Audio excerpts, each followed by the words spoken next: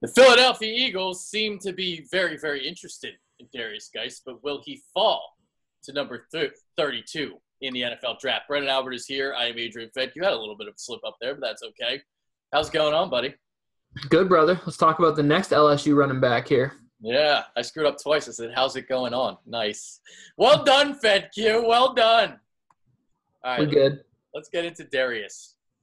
So the first thing that comes to mind really, really quickly when you watch Derrius Guice run is the power that he possesses. And he's going to break arm tackles. Let's just say that. Yeah, he's a thick body guy. I mean, he runs with outstanding power. He keeps his legs turning all the way through contact. Honestly, the comparison for him to Marshawn Lynch is just too easy to make. But he does a good job here of just keeping those feet moving and just powering through yardage. These are the type of runs that offensive linemen fall in love with a running back for. The ability to get 2, 3, 4 yards and carry defenders really gets the offensive line really excited to block for a guy like this. Yeah, I mean, he's let's see here. He's stopped at the 11, and he keeps going and going. Aided a little bit by that lineman, but that's about 9 extra yards that he picks up because of those legs and just churning forward. And we're going to see another example of that right here. I mean, again, he's a thumper. We're going to see most of his stuff between the tackles. Look, he can't even see where he's going, but he's just going to keep his legs freaking firing, man. This is that dude that you want between the tackles on short yardage situations because you know he's going to give every inch of his body to make sure he gets that extra yardage. And he had to churn out every single yard for LSU because that offensive line, not the best in the nation. We'll just say that. Not the best, not a great quarterback situation, not a great offensive coordinator situation. So everything that he did is truly on him. Yep. Next thing you're going to notice is his stiff arm. So he runs with some physicality, puts his shoulder into you, keeps those legs turning. And here's that stiff arm that I just talked about. Along the sideline, there it is. Wham! Right? This is just grown-ass man running the football. Like, again, he reminds me so much of Marshawn. Like, there's no going out of bounds with Derrius Guice. A lot of running backs will say, you know what, I'll take the out of bounds. He's like, nah, I'm going to get my nose dirty and stick it up in there. And I actually enjoy contact. I think he's that guy, like in a street brawl, that he would probably punch himself in the face first just to kind of get the juices flowing. He's one of those twisted dudes, but he's exactly what you want if you're looking for a thumper, physical running back. Yep. So that's impressive. So he's got him lined up. He puts him on the turf, and that gets him about 15 extra yards. So next thing we're going to look at, all right, so not just a physical guy, he's got a little bit of fluidity too, and you're going to talk about that right now. This next run that you're going to see here, guys, I wish that we could do that track path, but look at the fluidity in his hips. His ability to truly coast laterally is so fluid here against this run against South Carolina, or Arkansas, excuse me. You can really see the ability for him to move fluidly is really, really impressive here. Yeah, I like that second cut there. So you got the cut here initially, and then there's the other one to split the defenders. Yeah, absolutely. Yeah, that's a thing of beauty. It actually got some blocking on this play.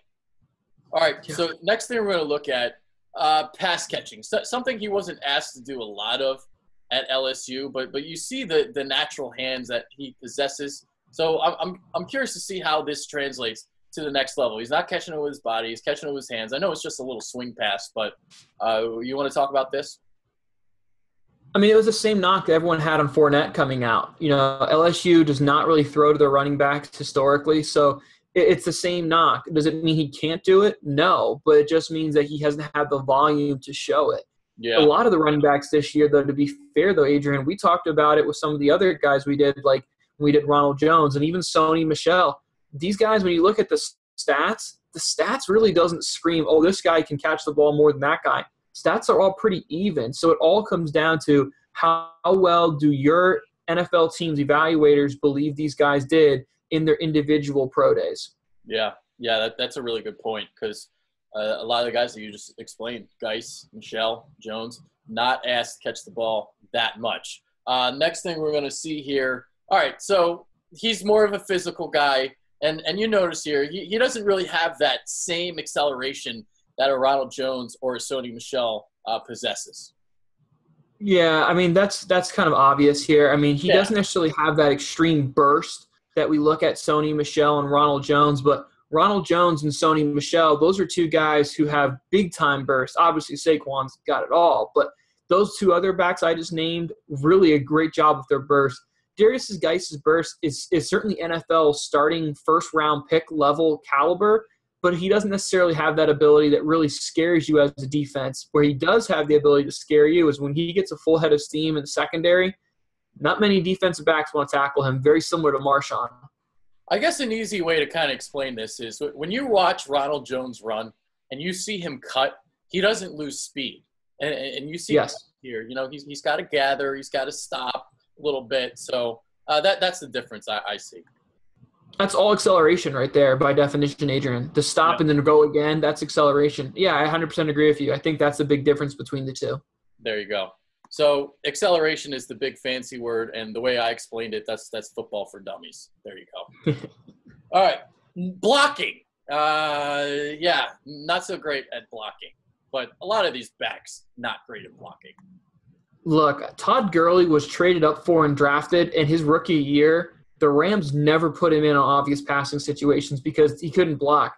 Now this block, however, looks horrible. It looks like I'm going to give him the benefit of the doubt and just say, like, he slipped or something, because this block attempt against Notre Dame, I don't think he even blocked this dude's shadow. Yeah, this is pitiful. I've seen definitely better efforts from some of the other running backs, but hey, you know, they're not asked to do it a lot in college, and that's like a con for a lot of the backs that come out. So it's something that can be taught. I mean, you're not going to get Zeke Elliott into the NFL every year, you know, already ready to block. Right. So there's that. So it's like it's tough to find weaknesses for a lot of these top backs. So we're kind of nitpicking here. We are. Now, here's the other thing, too, I think, with Derrius Guice that would surprise most people. He's 212. Now, compare this to a guy like Sony Michel. Sony Michel's almost 220. But when you look at the style, you would think, oh, Derrius Guice is probably like 225, 230. Yeah. He's not as heavy as you would think, but his physicality he runs with is awesome. I mean, some teams might say, what's his durability? I mean, does he clear out medically? A lot of times these backs who have this big bruising power don't necessarily have the same career as some of these more finesse backs just because they take on so many more hits. Ultimately, I think he's going to be a guy drafted anywhere from like probably 16. I think the Ravens could draft him. I don't think they will, but I think that's a start for him. I think that's probably his ceiling. And I think his floor is probably in the 40s. Probably a team like the Colts in the second round. If he's sitting there, I could see the Colts pulling the trigger on him in the second round at the worst case scenario. Yeah. There you go. All right. That's Derrius Guice. That's Brennan Albert. I'm Adrian Fedke. Football. Man, I'm slipping up all the time in this video. Football for dummies. There you go. Peace out. Appreciate it.